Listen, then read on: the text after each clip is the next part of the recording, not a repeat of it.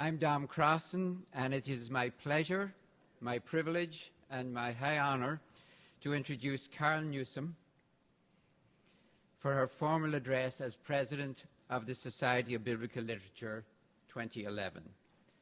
Carol Newsom is a native of Birmingham, Alabama, where she attended the public schools and Birmingham Southern College, graduating summa cum laude in 1971.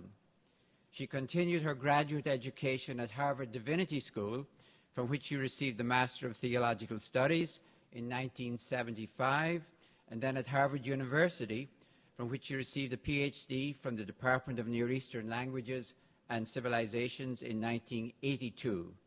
She also holds honorary degrees of divinity from Birmingham Southern College and also the University of Copenhagen. Since 1980, sorry about that, Carol. Well, we deal with ancient texts. Since 1980, Professor Newsom has taught Hebrew Bible at the Candler School of Theology and the Graduate Division of Religion at Emory University. In 2005, she was named to be a Charles Howard Candler Distinguished Professor at Emory University in recognition of excellence in research and teaching. She's been a member of the international team of translators of the Dead Sea Scrolls since the mid-1980s and was the first woman on that team, editing, translating the Songs of the Sabbath Sacrifice, the Apocryphon of Joshua, and other texts. Most recently, she has prepared the translation of the Qumran Thanksgiving Psalms for the official publication of the Dead Sea Scrolls in the Discoveries in the Judean Desert series, published by Oxford University Press. Her interpretive work on the Qumran community includes the book, The Self as Symbolic Space, Constructing Identity and Community in the Dead Sea Scrolls from Brill, 2004. She is also a scholar of the wisdom literature, having published a commentary on the book of Job in the New Interpreter's Bible Commentary series, Abingdon Press, and a monograph, The Book of Job, A Contest of Moral Imaginations, from Oxford University Press in 2003. Professor Newsom has also been concerned with the ways in which women are portrayed in the Bible and the ways in which the Bible has come to be interpreted by women. She is co-editor with Sharon Ringy of the Women's Bible Commentary, of which a 20th anniversary revised and expanded edition will be published in 2012. Carol Newsom has served the Society of Biblical Literature in various capacities, chairing the nominating committee in 1988 and 1989, and serving as program committee chair 1992 to 95. She also served as the vice president and then president of the southeastern region of the SBL in 1991 to 92. She is now our society's president, and please welcome her for her presidential address. Thank you very much. The great sage and scribe, Jesus ben Sira, was for the most part a writer in very confident control of his message, who seldom engaged in direct polemic with any other point of view. On occasion, however, his irritation with claims that he finds wrong-headed comes sharply into view. One of these moments is chapter 15, where Ben Sira stoutly objects to those who, as he characterizes them, claim that it's God's fault that they have sinned. In response, Ben Sira mounts a vigorous defense of the classic Deuteronomic view of moral agency, in which persons have free will and the unimpeded capacity to choose between life and death. Now, it's difficult to know exactly who Ben Sira's opponents were, because it's unlikely that he gives a fair representation of their position in the rather whiny words he attributes to them. It was the Lord's doing that I fell away. It was he who led me astray. Now, in some ways, the position sounds closest to the moral anthropology articulated some 300 years later in the book of 4th Ezra. There, Ezra sharply questions the model of free human agency and attributes the moral failure of the vast majority of persons to the evil heart with which humans were created and which God did nothing to correct. While we don't know if the precise argument that Ezra makes had already been developed by the contemporaries of Ben Sira, we do have ample evidence for the emergency of a variety of often startling alternatives to the Deuteronomic view of moral agency in various strands of Second Temple Judaism. Now, curiously, although interest in moral psychology has been lively in New Testament studies, especially as focused on the figure of Paul, it's been rather neglected by Hebrew Bible and Second Temple scholars, though a revival of interest in biblical anthropology in general suggests that the interest in the topic may be rising. In other disciplines, the self, moral and otherwise, has become a subject of intense research in fields as diverse as neuroscience, cultural history, philosophy, theology, psychology, and anthropology. If biblical studies were to reinvigorate its own study of the self, constructed in the Hebrew Bible and early Judaism, which of these fields might provide helpful conversation partners? And what might we contribute to an interdisciplinary conversation? Now, among the different disciplines, I find most helpful the work in neuroscience and anthropology. What makes neuroscience intriguing is its finding that the anatomical structures of the brain responsible for the sense of self are also the ones involved in religious experience. The claim made most forcefully by Patrick McNamara in the Neuroscience of Religious Experience is that religion and the self co-evolved, and that religion is the most important of the cultural means by which a unified or executive self, what can also be described as conscious agency, is constructed and maintained. Now, because neuroscience is based on the anatomy and chemistry of the brain, it can tell us what features and processes of the self are universal. And one of the things it tells us is that the default state of consciousness is fragmented and conflicted. Different physiological and genetically based systems, as well as acquired beliefs and preferences, compete within the person, leading to an uncoordinated series of impulses and desires. The executive self, that which mediates among these impulses and allows a person to act with coordinated intention over time, does not simply emerge biologically by default. It is much more a cultural achievement, facilitated and transmitted in large part by religious practices.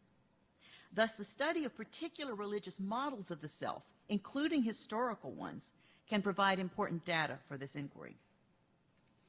Now, because the self is culturally constructed on an anatomical substructure, there are remarkably diverse ways of achieving the executive self.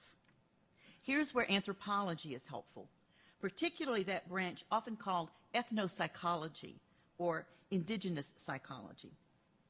In ethnopsychology, anthropologists investigate what they call local theories of the person, that is, symbolic accounts of how the self is constituted. And despite the immense variety, it's possible to identify a small number of variables that each indigenous psychology must address, thus facilitating cross-cultural comparison. Both neuroscience and anthropology, however, tend to frame their analyses synchronically, that is, as snapshots of a situation at a given time. What the historical disciplines, including biblical studies, can distinctively contribute is a study of changes in the conceptualization of the self over time. While there are several excellent studies of the development of the modern Western self, and some on the development of the ancient Greek self, little or no attempt has been made to trace the changing conceptions of the self in Hebrew Bible and Second Temple Judaism. Could we do this? Now, granted, we have much less data, but I think we do possess enough to make the inquiry worthwhile, especially if we focus on the topic of the moral self, which is a primary concern of our texts. So in the talk that follows, I want to do several things. First, present a heuristic model from ethnopsychology for representing human agency.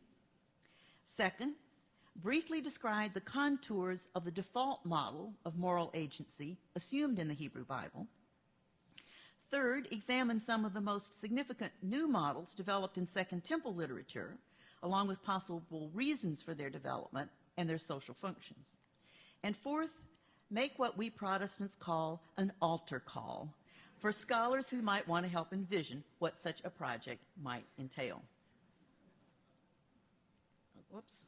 Thank you. One of the problems in any cross-cultural or historical inquiry is that of identifying analytical categories that facilitate comparison without improperly imposing categories native to the researcher.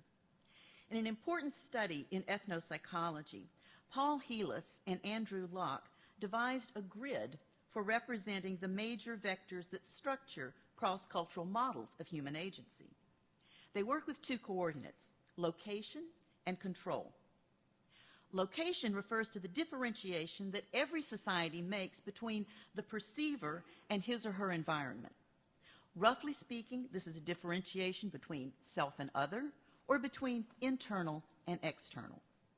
The second vector, control, is a way of conceptualizing activity or passivity.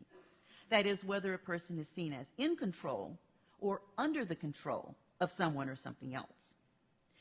The two polar models of psychology that these vectors construct are what Heelis and Locke call idealist and passionist. The idealist model is one in which even the external world is understood as dependent upon the self. And their example is mystical Tibetan Buddhism. My pointer won't show, but it's down in the lower corner there. Though one might also include here a variety of New Age mind over matter psychologies. Passionist psychologies, from Latin passio, being acted upon or controlled externally, are those in which the self is seen as controlled by external forces. They illustrate by reference to the Dinka culture, which sees the world of spirits as the active subject and the individual simply as the object acted upon. While these extremes are fairly easy to conceptualize, what does it mean to conceive of the self as controlled by forces that are located internal to the person? Actually, this is not an uncommon model.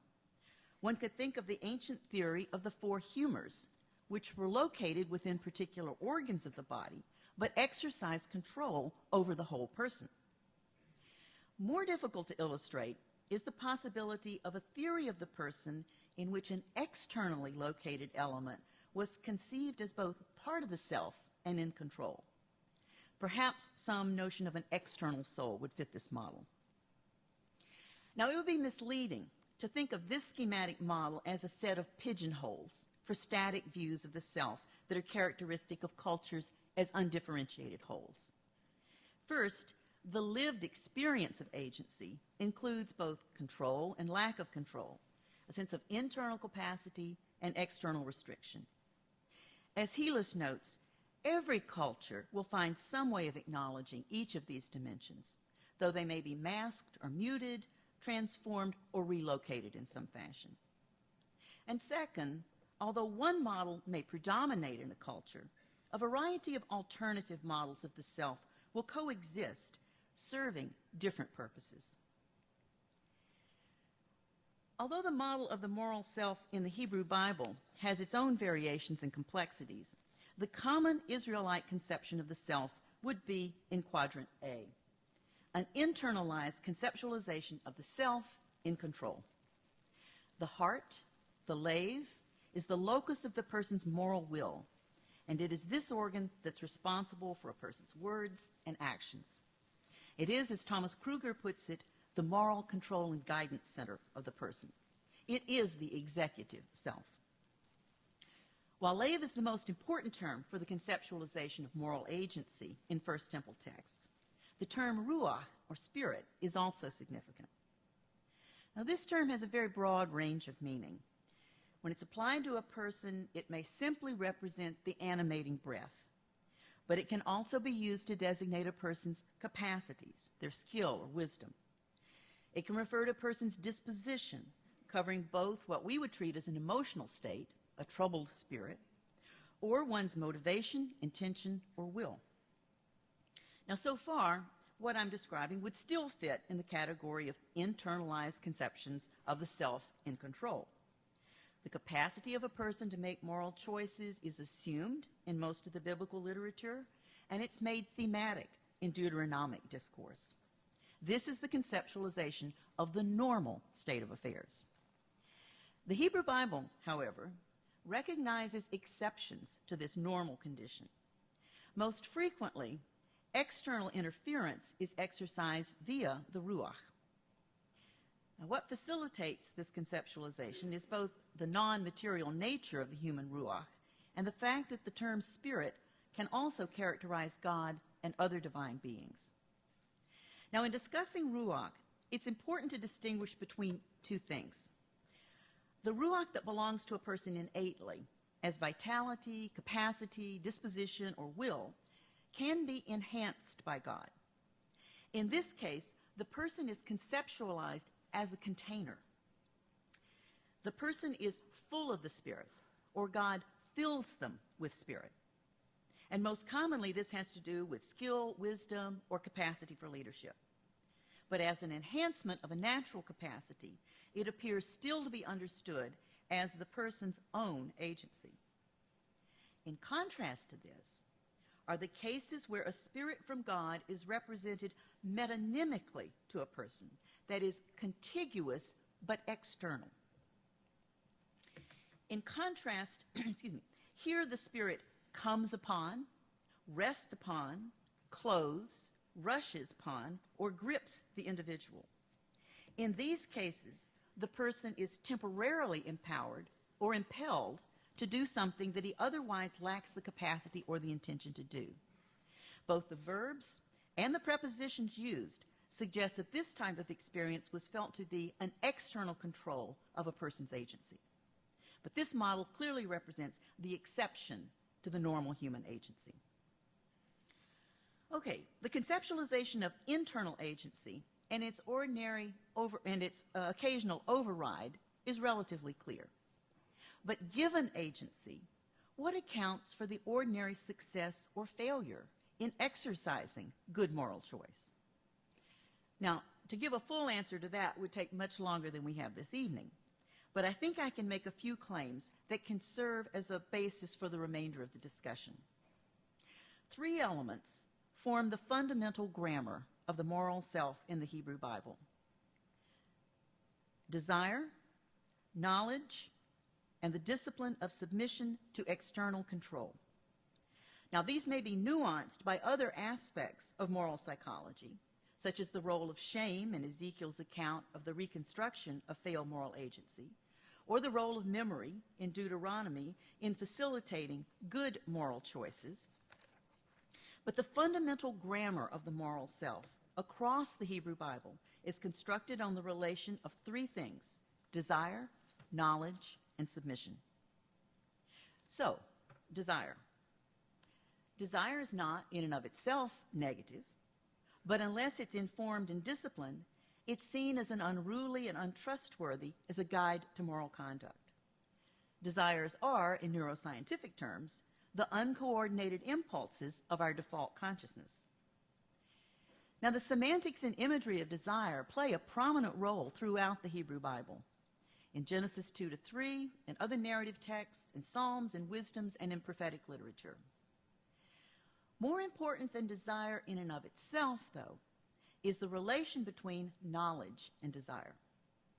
In Genesis 2-3, the combination of desire and knowledge is deemed to be particularly dangerous because desire is seen as having the upper hand, using the knowledge of good and bad to accomplish its unpredictable ends. But elsewhere, as in the wisdom literature, knowledge is precisely that which evaluates desires and enables the individual to resist destructive ones and to learn to desire what is good. Michael Fox is absolutely correct in arguing that the wisdom tradition has an essentially Socratic understanding of the relation between knowledge and desire. To know the good is to desire it. Knowledge is not simply about states of affairs, however. It's also relational knowledge. Thus, in Hosea and Deuteronomy and elsewhere, knowledge of God is cultivated as the basis for correct moral decision-making. This type of relational knowledge touches on the third leg of moral decision-making, submission to external authority. This authority may be human, the father in the wise and wisdom literature, or it may be divine, God or the Torah of God. But it's a recognition of the fact that the coordination of desire and knowledge is never conceived of as an individual project, but it's always placed in a collective or social context. Now, moral failure generally involves a combination of all three elements, although one or another may be stressed. That is, the problem may be framed as obsessive desire, as often in Ezekiel, or it may be framed as a failure of the understanding, or even self-deception, as often in Proverbs and Jeremiah. Or it may be framed as recalcitrance or rebellion against authority, as often in the prophetic corpus. The interaction of the three elements and their ratios construct a dynamic model that accounts in a flexible way for the experience of both good and bad moral decision-making. So the human being is in no sense ontologically defective. The capacity for moral agency is presumed, but neither is a person innately moral. Reliable moral decision-making is a project accomplished between the individual and her community, as desire and knowledge are both shaped in relation to reliable external authority. One might object, though, that there are expressions of what look like radically pessimistic view of moral functioning in several places in the Hebrew Bible. In the Yahweh's negative judgment on humanity in the primeval history, in the fool and the wisdom tradition, in Eliphaz and Bildad's negative characterization of humanity in Job, and in the despair articulated by Ezekiel and Jeremiah over the status of the human heart. These cases each represent different issues. The Yahweh's judgment that the whole inclination of the thoughts of their heart was only bad all the time is about as negative a judgment as you can get on human moral anthropology.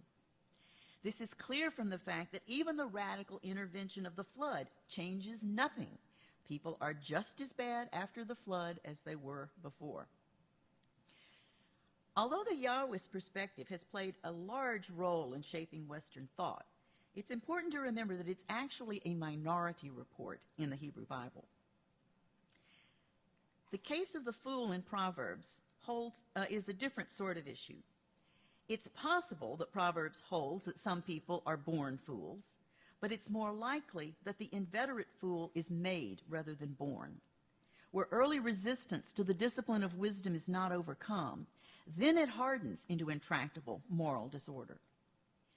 More radical is the judgment of Eliphaz and Bildad that humanity is loathsome and foul, a being that drinks wrongdoing like water. This negative anthropology, however, is specifically generated by their debate with Job in order to emphasize the ontological difference between the divine and the human, and it remains an isolated perspective in the Hebrew Bible. Finally, Ezekiel and Jeremiah. It's important to remember that the prophets used the language of moral agency to address a national political crisis and failure. Thus, their pessimism is context-specific, although it is articulated as a crisis in moral psychology per se. The Judean mind had revealed itself as so thoroughly defective and corrupted that it was incapable of restoration by the ordinary means of discipline, knowledge, and redirection of desire. In this sense, the very possibility of moral agency is put in question. But both prophetic books reinstate such agency through a divine intervention that transforms the moral organ of the heart itself. So these negative moral psychologies, although they represent minor voices in Israelite thought, become important touchstones for the development of more complex and varied approaches to moral psychology in Second Temple literature. Can we historicize the moral self? Changes in the conceptualization of the moral self are not unmotivated. They are an integral part of larger cultural historical changes. So what accounts for the development of new models in Second Temple period? Well, probably several different related factors are at work. First and most important is simply the increasing centrality of Torah in Jewish religious life. If obedience to Torah is vital, then what makes it possible or impedes such obedience is vital also, and it provides a lively field for contestation. The second and related factor is social differentiation based on Torah, both between Jews and Gentiles and between different groups of Jews. Divergent theories of the person are frequently employed as boundary marking mechanisms. So new religious movements and sectarian forms of religious organization are particularly productive contexts for the construction of new models of the moral self.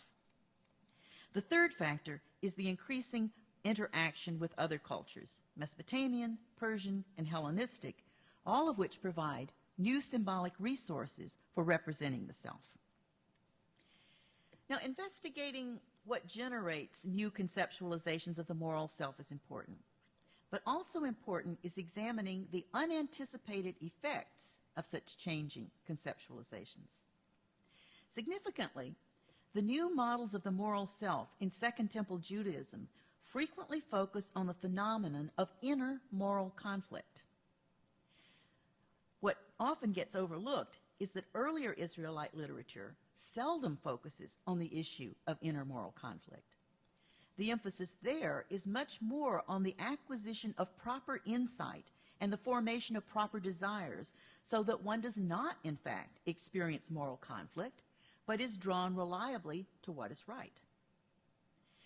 One of the effects of the new focus on inner moral conflict is nothing less than the creation of a new kind of inner life, a distinctive form of quasi-introspective subjectivity that was simply unavailable with earlier models of the moral self. Now, it's important to remember, we're not talking just about conceptualizations, but about genuine subjective experience. We're accustomed to thinking of the birth of subjectivity as occurring in Greco-Roman culture, but I would be willing to argue that a parallel but quite different birth of subjectivity also occurs in Semitic-speaking Judaism, but we have not yet fully analyzed and explored it. Overview. To get an overview of the models of the self in Second Temple Judaism, one can characterize the variety of thinking about moral agency in the following way. Moral agency is affirmed. This is a reiteration of the Deuteronomic view. There's nothing wrong with the human moral equipment. Each person is capable of and responsible for her own moral choices. Moral agency is impaired, but the impairment can be overcome. The impairment may be due to an internal force inherent in persons, or it may come from the outside in the form of demonic spirits. Or moral agency is denied, with certain exceptions. The majority of humanity, as created, is simply not capable of moral agency. Now, in what follows, I want to develop each of these categories with pertinent examples, but I'll concentrate on examples from the Dead Sea Scrolls for two reasons. First, they are simply some of the most interesting and indeed bizarre and highly developed models of moral psychology. But second, one might initially think that different and even contradictory models of moral psychology must be held by different groups of Jews, much as Ben Sira distinguished sharply between his own position and that of his opponents. But that is not the case. All of the perspectives that I've identified occur in texts from the Dead Sea Scrolls, either those authored by sectarians or texts that deeply influence their thinking. This variety is actually not as odd as it might sound. Even logically contradictory models are often found side by side in cultures because they serve different purposes or they are invoked in rhetorically different contexts. So accounting for divergent models within the same community prompts reflection on what they do. Moral agency is affirmed. This position is articulated both early and late in Second Temple Judaism. It occurs around 180 BC in Sirach. If you choose, you can keep the commandments. And around 100 CE in Second Baruch, we have become each his own Adam, that is free to choose good and evil. Moreover, the Essene Damascus document explains the purpose of its own teaching as so that you may choose what God desires and reject what he hates. And the Qumran community refers to its members as those who freely volunteer and requires that they swear a binding oath. Now, not surprisingly, in the Qumran documents, this model of free moral agency occurs largely in contexts that describe a decisive act of commitment. In such rhetorical contexts, what other model would do? Moral agency is internally impaired, but it can be overcome. Even those traditions that affirm moral agency in the strongest terms know that people sometimes do not choose rightly because of competing desires, impulses, and fears. To speak of impairment, however, is something else. It's a claim that there is some problem with the moral faculty itself that predisposes persons to make bad moral choices. The classic example of such internal impairment is the later rabbinic doctrine of the Yetzer Hara, the evil or bad inclination that's innate in human beings. The phrase, but not the concept, is drawn from Genesis 6:5, where the Yahwist justifies the flood by observing all the inclinations of the thoughts of the human mind were only evil all the time. Where the Yahwist is simply making a descriptive observation about human conduct, rabbinic thought reifies the Yetzer, making it part of the moral faculties of the person. And while there's some references in rabbinic literature to a good Yetzer, this is a minor theme. Nevertheless, the Yetzer Hara can be resisted. So the rabbinic discourse about the Yetzer Hara is a discourse about moral conflict and moral formation. Now, recent studies have made it clear that the fully developed rabbinic concept of the Yetzer Hara is not to be found in the literature of the Second Temple, nor has that expression acquired the status of a technical term. Nevertheless, there are texts that move towards such a conceptualization. One of these is in the opening admonition of the Damascus document. By and large, this passage uses vocabulary drawn from the familiar biblical language of moral choice, but several features indicate that the understanding differs from the earlier biblical texts. The admonition takes the form of a historical review that encompasses a span from ancient times until now, thus suggesting that the pattern it describes is diagnostic of the human condition per se. The key phrases for moral failure are introduced at the beginning. The audience is warned against the thoughts of a guilty inclination and lustful eyes. Now note what has happened to the phrase from Genesis. The noun Yetzer has moved from being the nomen regens to being the nomen rectum in the construct phrase. The thoughts of a guilty inclination, not the inclination of the thoughts. Inclination is no longer simply a descriptive term, but one that identifies a force internal to the human that has to be intentionally resisted. And in fact, the key negative term in the passage is not Yetzer, but ratzon, that which pleases a person, that is, what a person desires. The generation of the flood is destroyed because they acted upon their desire. And that this is not just an incidental desire, but something constituent of the human moral condition is suggested by the repeated use of ratzon in the negative phrase, to choose the desire of one's spirit. Even more telling than the examples of moral failure is the way in which Abraham is described as not choosing the desire of his spirit. That is to say, it is not that Abraham had good desires, but rather that he too is characterized by wrongful desire, but chose not to follow it. Thus, there is something constitutively impaired in human moral psychology, a wrongful desire that must and can be resisted. But how is the resistance possible? Not through something else internal to the human spirit. Rather, it's the mitzvot el, the precepts of God. And in rabbinic thought, too, it will be the internalizing of the Torah that is most effective in resisting the Yetzer Hara. So the Damascus document works with the old triad of desire and knowledge and submission to external authority. Desire is reified as an innate inclination in the human that by itself leads to evil. It's resisted through knowledge of the story of human good and evil and of the salvific effects of the precepts of God. So through knowledge and through submission, one acquires the moral agency that allows one to choose what God desires and reject what he hates. In choosing for God, however, one is choosing against one's natural self and its desires. If one were to map this model on the Helis and Locke chart, it would straddle the vector of internal control, since persons may either control or be controlled by their Ratzon and guilty Yetzer. Thus, it highlights the experience of inner moral conflict. This model is presented at a strategic rhetorical location in the Damascus document, before the presentation of the laws that make up the bulk of the text. Knowing this truth about humans in general, and oneself in particular, becomes a powerful motivation to make the total commitment required by this covenanted community. Thus, while this model of the moral self is important in its own right, it's also a tool and a mechanism for recruiting and binding new members to the sectarian organization.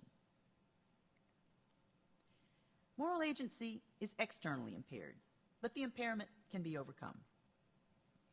Alongside the model of moral agency, in which one's own desire or guilty inclination was seen as an internal impairment of the moral faculty, another model was being simultaneously developed, the notion of external demonic forces that cause a person to be wrong. Although ancient Israel apparently lacked a robust belief in demonic activity, there are sufficient traces in the Hebrew Bible to indicate that belief in demons played some part in popular religion. Traditionally, however, what demons did was to inflict illness and sudden death. They did not have, as part of their job portfolio, the moral corruption of human beings. Yet by the mid-2nd century BCE, that notion was relatively common and eventually became a staple of early Christian moral thought. How did it happen? There's two lines of development. The earliest attestation of demonic forces as impairing a person's moral functioning are in apotropaic prayers that stem from late Persian or early Hellenistic period. In the Aramaic Testament of Levi, Levi prays, "Let not any Satan rule over me to lead me astray from your way." And similarly, in the plea for deliverance from the 11Q Psalm scroll, the speaker prays, "Let neither a Satan nor an impure spirit rule over me. Let neither pain nor an evil inclination take possession of my bones." Now, the use of the term Satan, adversary, suggests that the background for this notion is to be found in the figure of the adversary who incites David to sin in 1 Chronicles 21 and who attempts to get Job to blaspheme God, though here the term designates a class of evil spirits. What's particularly intriguing about the plea for deliverance is the parallelism of the second line. Pain was, of course, a traditional symptom of demonic attack. Here, however, it's the parallel to evil inclination, suggesting that this text conceives of the evil inclination not as a natural part of the human constitution, but as a result of demonic activity. This model introduces an intriguing psychological complexity. One's impulse to do something evil, which is very much an internal psychological experience, is identified not as one's own impulse, but as an alien force acting within one. The apotropaic prayer invokes divine assistance against this force, asking that God grant the speaker a spirit of faithfulness and knowledge. Now, this spirit, it's generally agreed, is not an external divine spirit, but simply a strengthening of the person's own innate spirit. Thus, there's an asymmetry to the way evil as alien force and resistance to evil as strengthened innate force are conceptualized. A different etiology for demonic spirits is found in Jubilees, which draws upon the Enochic tradition of the fall of the Watchers, itself a development of the tradition in Genesis 6 concerning the sons of God and the daughters of men. In Enoch, the offspring of the angelic watchers and the human women are giants with voracious appetites. And when they are killed in the flood, their bodies are destroyed, but their spirits, deriving from their angelic fathers, persist on the earth as evil spirits who hungrily prey on people. Now, according to Enoch, they largely have the traditional task of demonic spirits, causing illness and sudden death, but they are also said to lead astray. And Jubilees elaborates this notion. When the evil spirits begin to lead astray the children of Noah, and Noah prays that God bind all the evil spirits, the angel Mastema, who is in charge of them, bargains, arguing that 10% should be left free, since their function in the world to corrupt and lead astray is necessary precisely because the evil of the sons of men is great. Apparently, through their seductions, the demonic spirits would cause morally susceptible humans to demonstrate their weak moral nature by committing sins that will render them subject to judgment. Here again, what earlier conceptions of moral psychology had attributed to a person's own desires and flawed perceptions is externalized, but in a manner that does not absolve the individual of the moral responsibility to choose. This is not demonic possession. The devil tempted, but did not make you do it. Moreover, the demonic spirits can be resisted, for when Mastema tempts Abraham, he proves himself righteous. Now, while this account of demonic activity can be understood simply as a general theory of moral and natural evil, in Jubilees, it serves an additional socio-political purpose. It is an explanation for the radical difference between Israel and the Gentiles.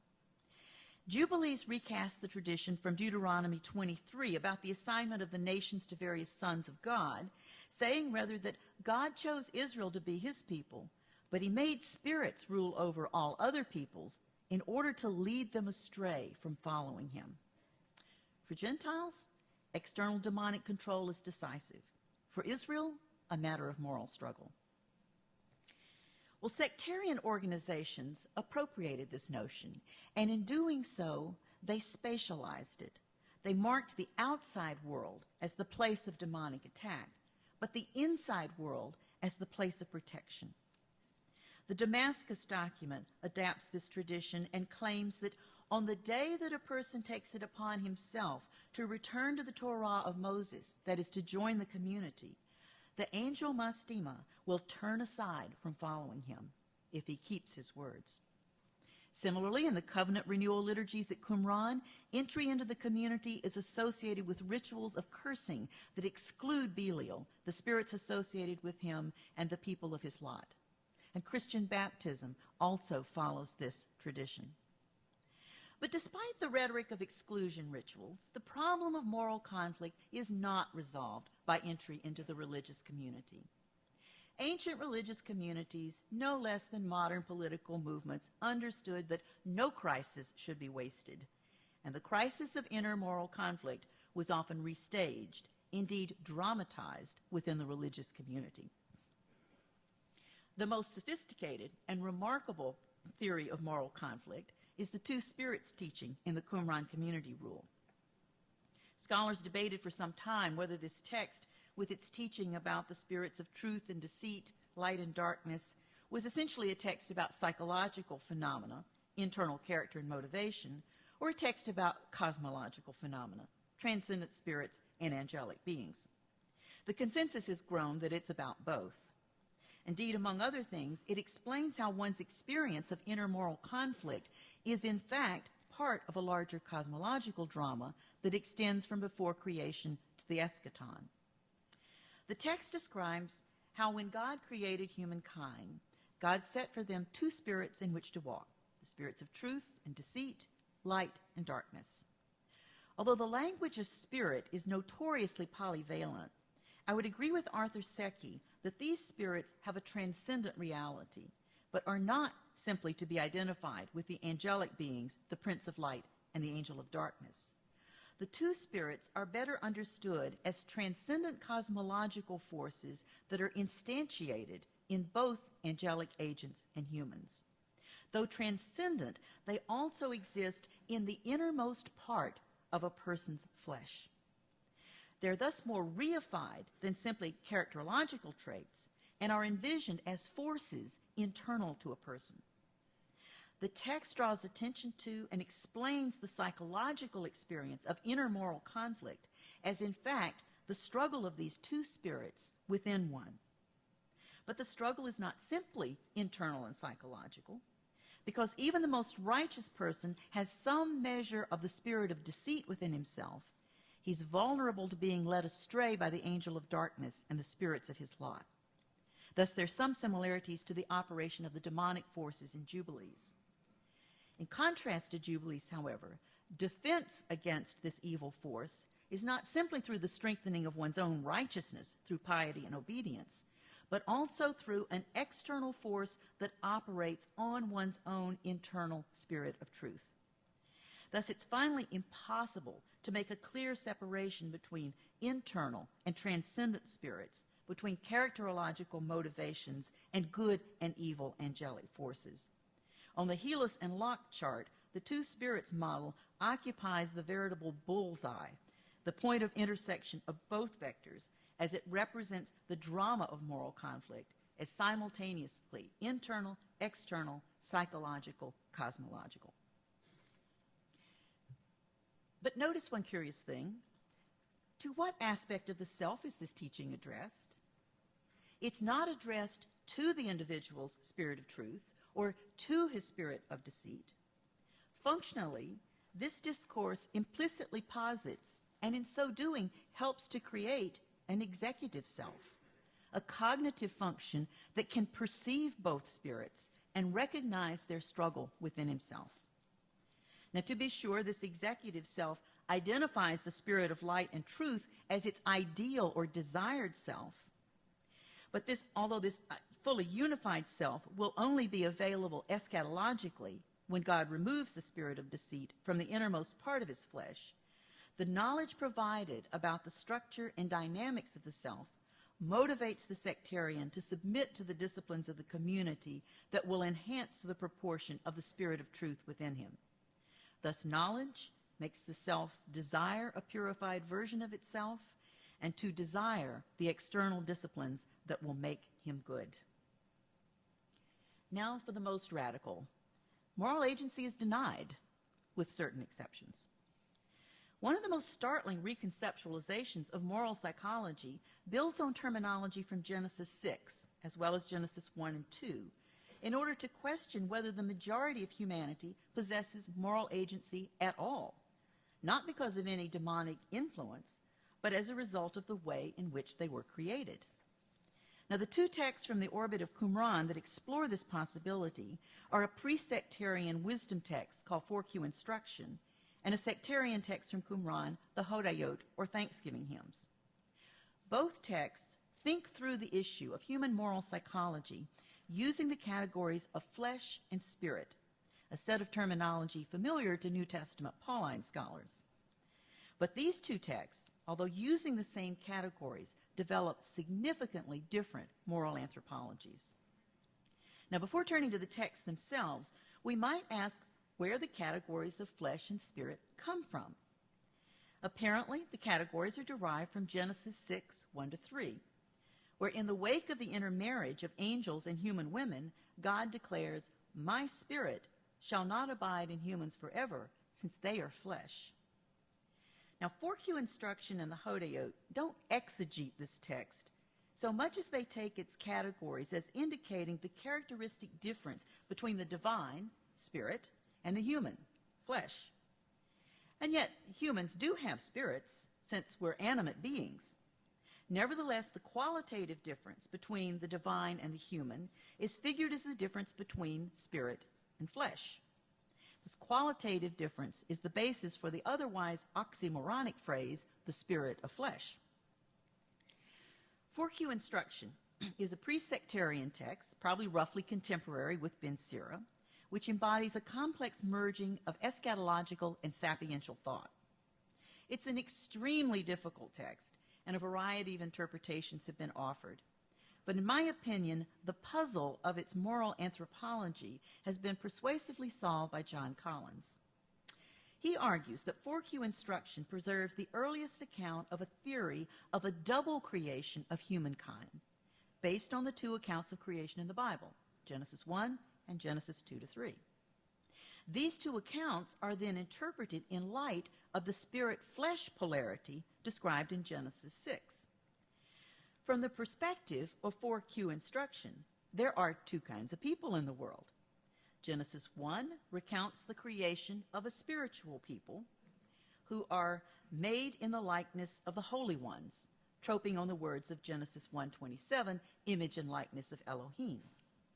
To these fortunate persons has been given the capacity to become moral agents, although they have to work hard to obtain the necessary insight to actualize this capacity. But God created another type of human, the spirit of flesh, that was not able to discern between good and evil, that is, who lack basic moral capacity. This is the being created in Genesis 2 from the dust of the earth. Now, it can be described as having a spirit, is that it's an animate being, but its animate spirit is characterized by flesh, and so it can never become a moral agent, since it is only a spirit of flesh. Now, in this novel understanding of humanity, one can see again the impulse to use a theory of moral agency to differentiate between elect and non-elect, insiders and outsiders. In this respect, it serves a similar function to the theory of demonic agency in Jubilees to differentiate two groups. But as a theory of moral agency, 4Q instruction is much more radical, since it denies to the vast majority of persons, Jews as well as Gentiles, the capacity to be moral agents. The Qumran Hodayot clearly knows and draws on 4Q instruction, citing some of its most characteristic language, but it significantly changes the model of moral selfhood. It is nothing less than an assault on moral agency. For the Hodayot, all people, including the speaker, are characterized as being a spirit of flesh, which is synonymous with incapable of moral action. In contrast to 4Q instruction, which uses the two creation accounts to distinguish between two types of people, the Hodayot ignores the creation account in Genesis 1 and draws only on Genesis 2. The speaker refers to himself as part of common humanity as a Yetzer Afar, a vessel of dust, a Yetzer Hemar, a vessel of clay. As an animated spirit being, he is characterized by a spirit, but it's a spirit of error, a spirit of perversion, a spirit of flesh. Thus, as created, no one possesses moral agency, since the moral faculty is so defective as to produce only guilty actions. In contrast to 4Q instruction, which is concerned to differentiate horizontally between two kinds of people, the Hodayot is focused on the radical vertical difference between God and humankind. So not surprisingly, the passages from the Hodayot known as the Niedrigkeitsdoxologien, which describe humanity as a thing constructed of dust and kneaded with water, characterized by sinful guilt, obscene shame, and a source of impurity, good for your self-esteem, have links to the negative anthropology of Eliphaz and Bildad, which also drew a contrast between God and humanity. Of course, the one who speaks in the Hodayot is not simply a vessel of clay with a spirit of flesh. He is a moral agent. But how, if the Hodayot do not link his status with Genesis 1, do they account for it? As often in Qumran literature, the solution is based on exegesis, and the key is found in Ezekiel's negative anthropology and its resolution. In Ezekiel 36, the utter moral incapacity represented by the people's heart of stone is resolved when God removes the heart of stone and supplies instead a heart of flesh. Well, that part of Ezekiel's imagery would not suit the Hodayot, given its frequent use of flesh in the negative sense. They draw instead on the other part of Ezekiel's promise, I will put my spirit into you. On at least 5 occasions, the Hodayot use this distinctive phraseology to thank God for the gift of the Spirit that enables the knowledge that makes moral agency possible. As Ezekiel indicates, this is God's own Spirit, also referred to in the Hodayot as God's Holy Spirit, that transforms the speaker. In contrast to Ezekiel, however, where the defective piece of moral equipment is definitively removed, the speaker of the Hodayot is not freed entirely from his spirit of flesh, since he still expresses distress and anxiety about its power. The spirit of flesh remains as an alienated and rejected part of the self. The Hodayot also differs from Ezekiel in that the otherness of the divine spirit also remains palpable even after it has been placed in the speaker. Even though the speaker's knowledge and voice is made possible by God's Spirit in him, he doesn't simply identify his subjectivity with this divine spirit. Instead, he observes it, acting through him, constituting his very capacity for agency. As for me, dust and ashes, what can I devise unless you desire it? What can I plan without your will? What can I say unless you open my mouth? Selfhood in the Hodayot is thus constituted as a fundamental experiential drama, a crisis not so much of inner conflict as of inner contradiction between the spirit of flesh and the Holy Spirit. This odd but extremely powerful model of selfhood serves a variety of functions, marking the boundary between sectarian and non-sectarian, binding him to the community. But it also provides an experiential warrant for the central theological affirmation of God's absolute control of all cosmos and history. What the speaker experiences in the microcosm of his selfhood is an index of God's surpassing agency in the world. To conclude, what I've tried to show this evening with these examples from the orbit of Qumran sectarianism is first, how central the issue of the moral self was to Second Temple Judaism, and how varied were the models even within a single community. Second, that the new models begin to construct genuinely new forms of subjectivity. And third, that one must look at these new models not simply as ends in themselves, but as instruments that serve broader theological, organizational, and even sociological functions. To borrow the title of my earlier book, I've tried to show how, in fact, the self is symbolic space. Though I've only touched on a small segment of the biblical and early Jewish material, I present these examples in an attempt to make a programmatic case for a renewed investigation of models of the moral self in Hebrew Bible and Second Temple literature more broadly. If such a project were to be undertaken, what would be required? First, thick descriptions of individual models from specific texts. While many excellent accounts exist, there are surprisingly large gaps in our scholarly literature. Moreover, most of this work has been undertaken using traditional methods, but now new methods based on cognitive linguistics can provide additional insights into the conceptual world of ancient Israel. Second, we need to develop analytical categories that facilitate comparison between the various models, highlighting distinctive and recurring elements.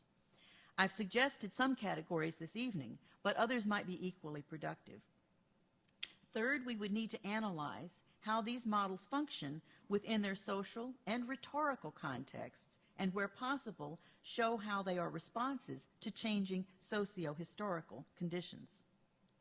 And what would we get for our troubles? I think we could make a substantial contribution to the larger interdisciplinary project of the cultural history of the self in different times and places. We would also be able to facilitate a more thorough assessment of the relation of the biblical models of the moral self to those that develop in Rabbinic Judaism and early Christianity.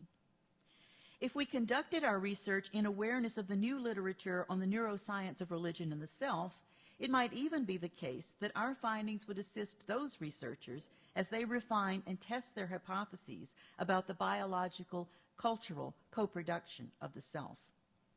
But above all, our work would do what all serious hermeneutical work aims to do, to estrange us from our own complacent sense of reality, our sense of our own subjectivity as natural, and to bring us as close as possible to grasping what it would be like to experience a subjectivity constructed on very different bases. Well, this is my altar call. Now, it's not necessary for you to come forward physically at this time. Even if you do this sort of research or are now experiencing a deep and inward desire to do such research. But I do hope that the many of you who are working in areas related to this topic will be interested in forming a community of discourse within the SBL and with our colleagues in the AAR, so that we can do further work of framing the cultural history of the self as it developed in Hebrew Bible, the New Testament, early Judaism, and early Christianity. Thank you.